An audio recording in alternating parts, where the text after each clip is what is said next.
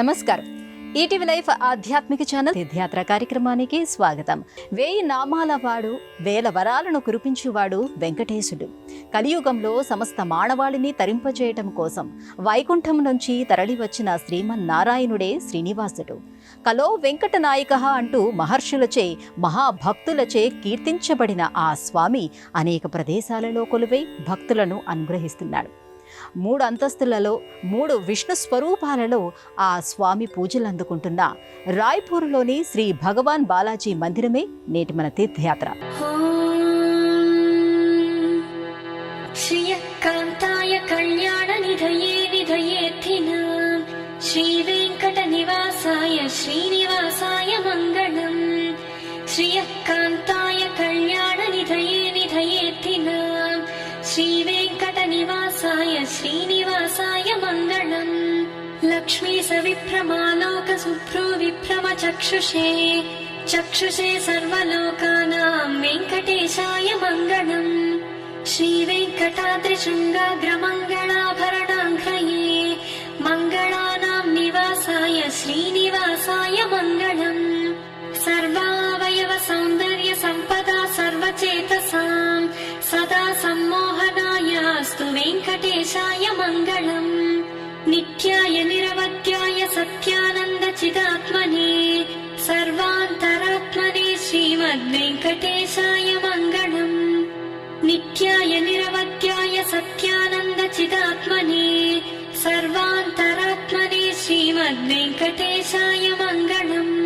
స్వతః సర్వవిదే సర్వశక్తయే సర్వశేషిణే సులభాయ సుశీలాయ వెంకటేశాయ మంగళం. పరస్మై బ్రహ్మణే పూర్ణకామాయ పరమాత్మనే ప్రయుంజే పరతత్వాయ వెంకటేశాయ మంగళం.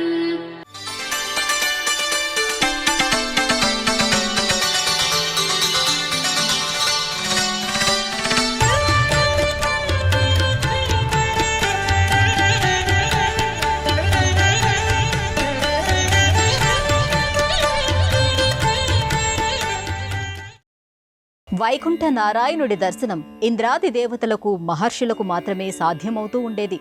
తపస్సులతో యజ్ఞయాగాదులతో తనని మెప్పించిన వారి కోసమే స్వామి సమయాన్ని కేటాయించవలసి వచ్చేది. అలాంటి పరిస్థితులలో కలియుగంలో తన దర్శన భాగ్యం మానవాళికి అవసరమని భావించిన ఆ దేవదేవుడు వెంకటేశుడిగా భూలోకానికి దిగివచ్చాడు. తన పాదాలను ఆశ్రయించిన వారికి మోక్షాన్ని ప్రసాదించడం కోసం ఆ స్వామి వేంచేసిన ప్రదేశాలలో ఛత్తీస్గఢ్లోని రాయ్పూర్లో ఒకటి. ఛత్తీస్గఢ్ ఒకప్పుడు గోండు రాజులు పరిపాలించిన ప్రాంతం. తమ పాలనా కాలంలో వారు ఈ ప్రాంతాన్ని ప్రభావితం చేశారు. గోండు రాజుల కారణంగానే ఈ ప్రాంతానికి ఈ పేరు వచ్చింది. ఛత్తీస్గఢ్ అంటే 36 కోటలు అనే అర్థం.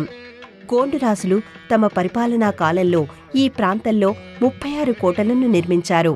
ఛత్తీస్గఢ్ చరిత్రకు ఎంతో విశిష్టతను తెచ్చిపెట్టినవిగా ఈ నిర్మాణాలు కనిపిస్తాయి. అలాంటి ఛత్తీస్గఢ్కి రాజధానిగా రాయ్పూర్ వెలుగొందుతోంది. ఇప్పుడు ఛత్తీస్గఢ్లోని ప్రధానమైన నగరంగా పేరు తెచ్చుకున్న రాయ్పూర్ని రాయ్ జగత్ అనే గోండురాజు నిర్మించినట్టుగా చారిత్రక ఆధారాలు ఉన్నాయి. ఆయన పేరుతోనే ఈ నగరానికి ఈ పేరు వచ్చింది. అలాంటి రాయ్పూర్లో ప్రాచీనమైన ఆలయాలతో పాటు ఆధునిక మందిరాలు కూడా అనేకం కనిపిస్తాయి. అలాంటి ఆధ్యాత్మిక మందిరాల వరుసలోనే శ్రీ బాలాజీ భగవాన్ మందిరం ఒకటిగా కనిపిస్తుంది. వెంకటాద్రికి సమానమైన స్థానం లేదు, వెంకటేశ్వరుడికి సమానమైన దైవం లేడు, ఉండడు అని ఆధ్యాత్మిక గ్రంథాలు సెలవిస్తున్నాయి. అలాంటి ఆ బ్రహ్మాండ నాయకుడు తిరుమలతో పాటు అనేక ప్రదేశాల్లో స్వయంభూగా ఆవిర్భవించాడు.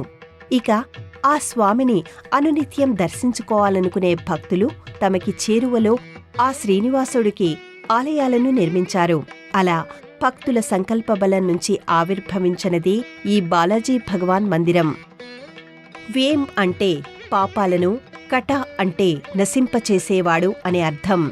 కలియుగంలో మానవాళి తమ పాపాల నుంచి విముక్తులు కావడానికి, మోక్షాన్ని పొందడానికి వెంకటేశుడి నామమే ఆధారమై ఉందని మహర్షులు సెలవిచ్చారు. అన్ని మంత్రములు ఇందే ఆవహించను అంటూ అన్నమయ్య కీర్తించాడు. అలాంటి వెంకటేశుడు ఇక్కడ బాలాజీ భగవాన్గా భక్తజనావళికి తన దర్శన భాగ్యాన్ని ప్రసాదిస్తున్నాడు.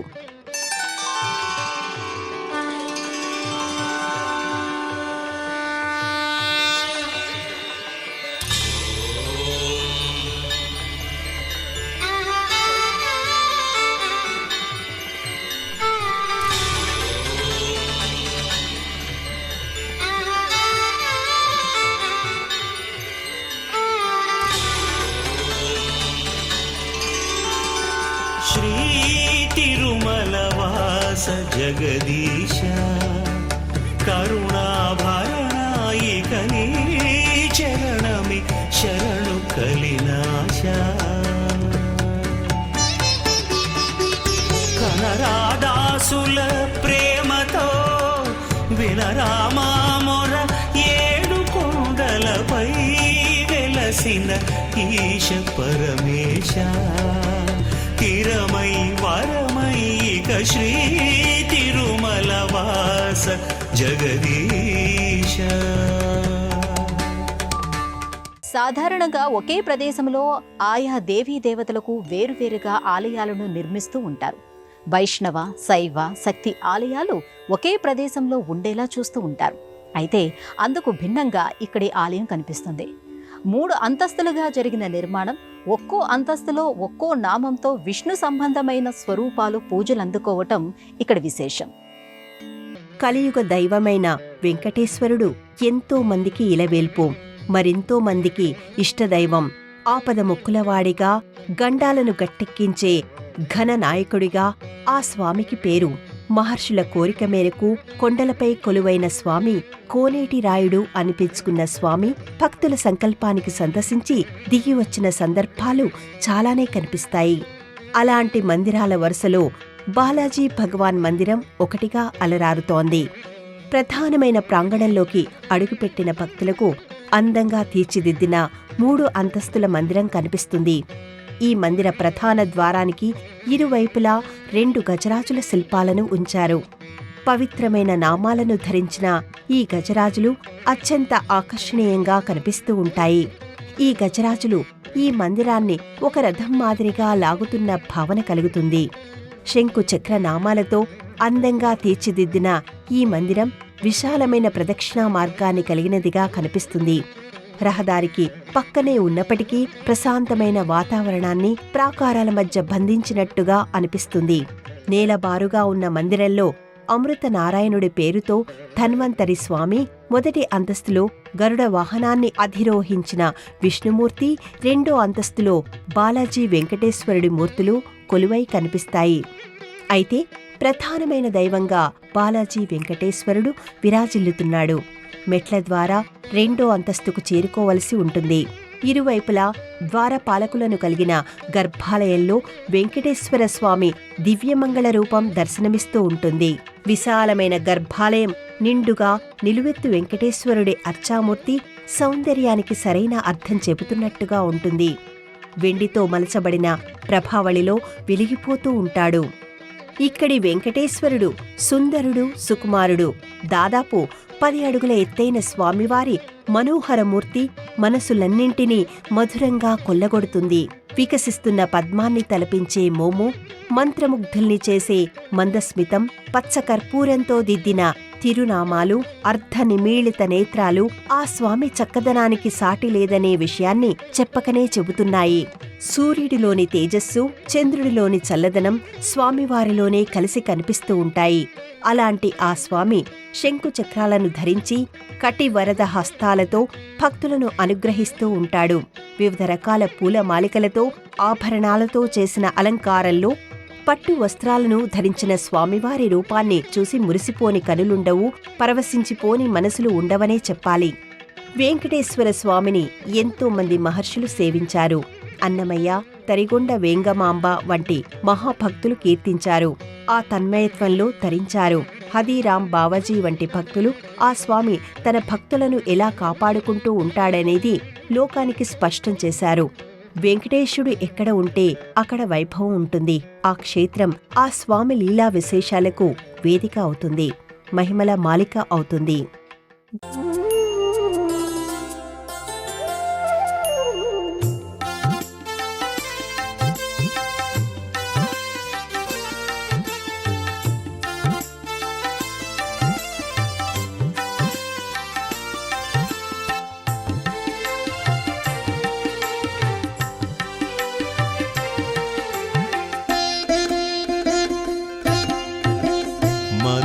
మధురాతిమధురం గోవిందనామం వెంకటేశునామం నవ్యాతినవ్యం మధురాతిమధురం గోవిందనామం వెంకటేశునామం నవ్యాతినవ్యం మధురాతిమధురం.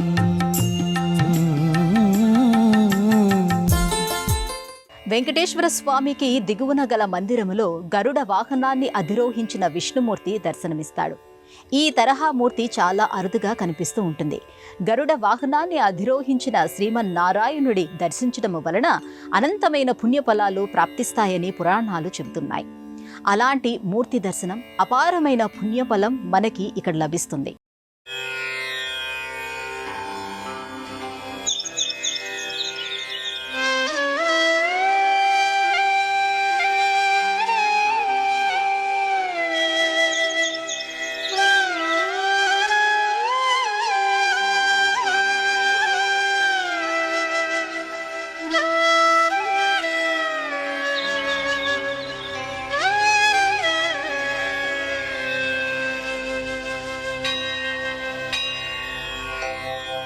వినా వెంకటేశం ననాథో ననాథ సదా వెంకటేశం స్మరామి స్మరామి.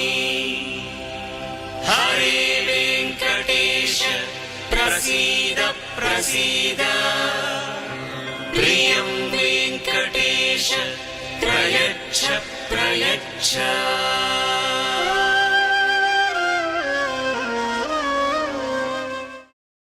గరుత్మంతుడు మహాపరాక్రమవంతుడు. వాయువేగ మనోవేగాలతో ఆకాశ మార్గాన్న సంచరించగలిగినవాడు. వినత కుమారుడు కావడం వల్ల ఆయనను వైనతేయుడుగా కూడా పిలుచుకుంటూ ఉంటారు. అలాంటి గరుత్మంతుడు తన తల్లి దాస్య విముక్తి కోసం దేవతలను ఎదిరించి అమృత భాండాన్ని తీసుకుని వస్తాడు. జగాలనేలే జగన్నాథుడి మనసు గెలుచుకుని ఆయన సేవకుడిగా వాహనంగా ఉండిపోతాడు. వైష్ణవ సంబంధమైన ఆలయాలలో బ్రహ్మోత్సవాల సమయంలో స్వామివారి గ్రామోత్సవం కోసం అనేక వాహన సేవలను వినియోగించడం జరుగుతుంది. ఆ వరుసలో గరుడ సేవ ఎంతో ప్రత్యేకతను, విశిష్టతను సంతరించుకుని కనిపిస్తుంది. గరుత్మంతుడు ఒక కాలు మడిచి మోకాలును నేలకి ఆంచి కూర్చుని ఉంటాడు. భుజాలకు సమానంగా ఉంచిన ఆయన రెండు చేతులతో స్వామివారు తన పాదాలను ఉంచి ఆసీనుడవుతాడు. ఈ ముద్రలోనే ఇక్కడి మూలమూర్తి దర్శనమిస్తూ ఉంటుంది. కిరీటము, శంకు చక్రాలను ధరించిన స్వామి అభయవరద హస్తాలతో గరుత్మంతుడిని అధిరోహించిన తీరు కనువిందు చేస్తుంది. విష్ణుమూర్తి ఏ రూపంలో ఉన్నా అర్చామూర్తిగా ఆవిర్భవించినా ఆ స్వామికి ఎదురుగా అంజలి ముద్రలో గరుత్మంతుడు కనిపిస్తూ ఉంటాడు. అలాంటి గరుత్మంతుడిని అధిరోహించిన మూలమూర్తి చాలా అరుదుగా కనిపిస్తూ ఉంటుంది. అందున ఇలా నిలువెత్తు మూర్తిగా దర్శనమివ్వడం మరింత అరుదనే చెప్పాలి. గరుత్మంతుడి దర్శనం వల్ల గరుడ వాహనంపై అధిరోహించిన శ్రీమన్నారాయణుడిని దర్శించటం వల్ల అనేక పాపాల నుంచి, దోషాల నుంచి విముక్తి కలుగుతుందనేది మహర్షుల మాట. స్వామివారి సన్నిధికి ఇరువైపులా పద్మావతి అమ్మవారు, ఆండాళ్ గోదాదేవి కొలువై ఉంటారు. కుదురుగా తీర్చిదిద్దిన ఈ అమ్మవారి మూర్తులలో జీవకళ ఉట్టిపడుతూ ఉంటుంది. పద్మావతి అమ్మవారు సాక్షాత్తు లక్ష్మీదేవియే. ఆ స్వామి అనుగ్రహాన్ని పొందడానికి అమ్మవారి పాదాలను ఆశ్రయించవలసిందే. ఇక అసమానమైన అంకిత భావంతో ఆరాధిస్తే ఆ శ్రీమన్నారాయణుడిని చేరుకోవచ్చని నిరూపించిన తల్లినే ఆండాళ్ గోదాదేవి.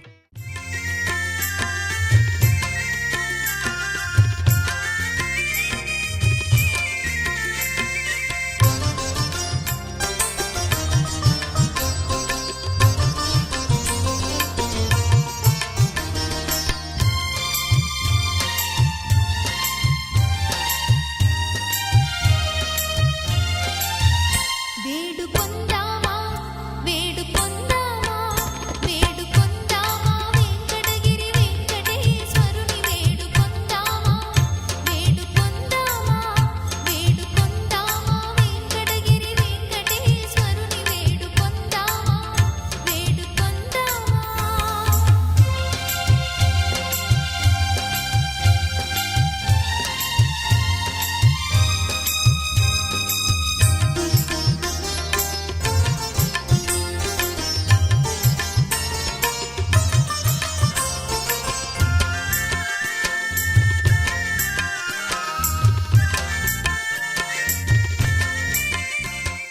మనోహరమైన ఈ మందిరం క్రింది అంతస్తులో అమృత నారాయణుడు దర్శనమిస్తూ ఉంటాడు. అమృత నారాయణుడినే ధన్వంతరి స్వామిగా కొలుస్తూ ఉంటారు. అమృత కలశాన్ని పట్టుకొని స్థానకమూర్తిగా ధన్వంతరి కొలువై ఉండటం చాలా అరుదనే చెప్పుకోవాలి. దాదాపు 6 అడుగుల పైనున్న ఈ మూర్తి కంటి తెరలపై అలా నిలిచిపోతుంది. గర్భాలయ ముఖద్వారానికి ఇరువైపులా గణపతి, హనుమ దర్శనమిస్తూ ఉంటారు. గర్భాలయంలో అమృత కలశంలో ధన్వంతరి దర్శనమిస్తూ ఉంటాడు. ఓం నమో భగవతే మహాసుదర్శనాయ వాసుదేవాయ ధన్వంతరయే అమృత కలశహస్తాయ సర్వభయ వినాశాయ త్రైలోక్యనాథాయ శ్రీ మహావిష్ణువే స్వాహ అనే మంత్రం సాక్షాత్తు విష్ణు స్వరూపమైన ధన్వంతరి అనుగ్రహాన్ని ప్రసాదిస్తుంది. దానవులపై దేవతలు విజయం సాధించాలంటే అమృతం కావాలి. అందుకు అసురుల సాయమే కావాలి. అలా దానవుల సాయంతో క్షీరసాగర మథనం మొదలవుతుంది. మందరగిరి కవ్వంగా, వాసుకి సర్పం తాడుగా క్షీరసాగర మథనం మొదలవుతుంది. కూర్మ రూపాన్ని ధరించిన శ్రీ మహావిష్ణువు తన వీపుపై మందర పర్వతాన్ని నిలుపుతాడు. అలా జరిగిన మంథనంలో నుంచి అమృతం పుడుతుంది. ఆ అమృత కలశాన్ని పట్టుకుని పైకి వచ్చినదే ధన్వంతరి. ఆ స్వామినే దేవతల వైద్యుడిగా భావిస్తూ ఉంటారు. అనేక వ్యాధులకు సంబంధించిన ఔషధాలను అందించినది ఆ స్వామినే. అలా అమృత కలశంతో ఉద్భవించిన ఆ సమ్మోహన రూపాన్ని విష్ణు స్వరూపంగానే భావిస్తూ దేవతలు పూజించారు. అమృత నారాయణుడిగా సేవించారు. అలాంటి ఆ స్వామియే ఇక్కడ అర్చామూర్తిగా దర్శనమిస్తూ ఉంటాడు. జీవితమనే ప్రయాణంలో అనారోగ్యాలకు మించిన అవరోధాలు, ఆటంకాలు మరేమీ ఉండవు. ఆనందాన్ని, ఆశలను, ఆశయాలను అనారోగ్యాలు చిదిమేస్తూ ఉంటాయి. అలాంటి అనారోగ్యాలు దరిచేరకుండా ఉండాలంటే అందుకు ఆ ధన్వంతరి అనుగ్రహం ఉండాలి. అమృతానికి అధిపతి అయిన ధన్వంతరి స్వామి అక్కడ అమృత నారాయణుడిగా పూజాభిషేకాలు అందుకుంటూ ఉంటాడు. అమృత నారాయణుడిని దర్శించడం వల్ల అనారోగ్యాలు దూరమవుతాయని అంటారు. స్వామివారి అనుగ్రహం దీర్ఘాయువును ప్రసాదిస్తుందని నమ్ముతారు. 3 అంతస్తుల్లో 3 గర్భాలయాలు ఉండటం ఈ ఆలయానికి గల ప్రత్యేకతగా కనిపిస్తుంది. విశాలమైన గర్భాలయాలు, ఆ గర్భాలయమంతా విస్తరించినట్టుగా మకర తోరణాలు, ఆ మకర తోరణాల మధ్యలో మంత్రముగ్ధుల్ని చేసే మూలమూర్తులు ఆలయ విశిష్టతను ఆవిష్కరిస్తున్నట్టుగా అనిపిస్తుంది. ప్రతి అంతస్తులో, ప్రతి మందిరానికి ప్రదక్షిణ చేసుకునే అవకాశం ఉండటం విశేషంగా అనిపిస్తుంది. ప్రతి శుక్ర, శనివారాల్లో ఈ ఆలయాన్ని దర్శించే భక్తుల సంఖ్య ఎక్కువగా ఉంటుంది. ఏకాదశి తిథుల్లోనూ, ఉగాది, శ్రీరామనవమి, కృష్ణాష్టమి వంటి వైష్ణవ సంబంధమైన అన్ని పర్వదినాల్లో ప్రత్యేకమైన పూజలు, సేవలు నిర్వహిస్తూ ఉంటారు.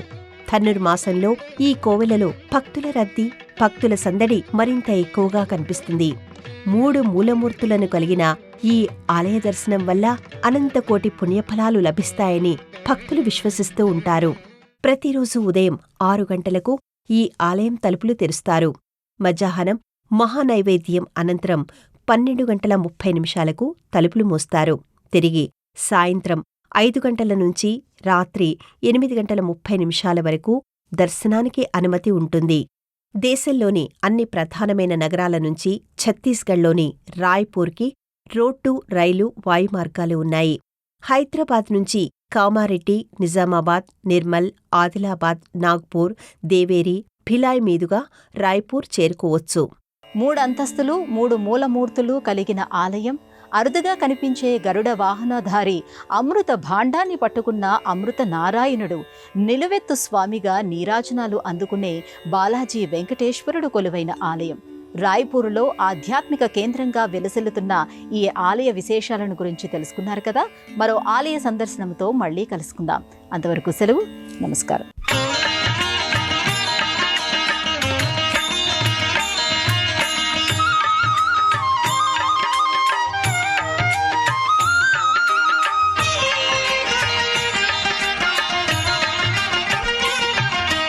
హరి హరి గోవింద ముకుంద జయ జయ గోవింద. హరి హరి గోవింద ముకుంద జయ జయ గోవింద. శ్రీకరమైనది నీ శుభనామము పలికినచో మరు జన్మము లేదు. హరి హరి గోవింద ముకుంద జయ జయ గోవింద. గోవింద ముకుంద జయ జయ గోవింద.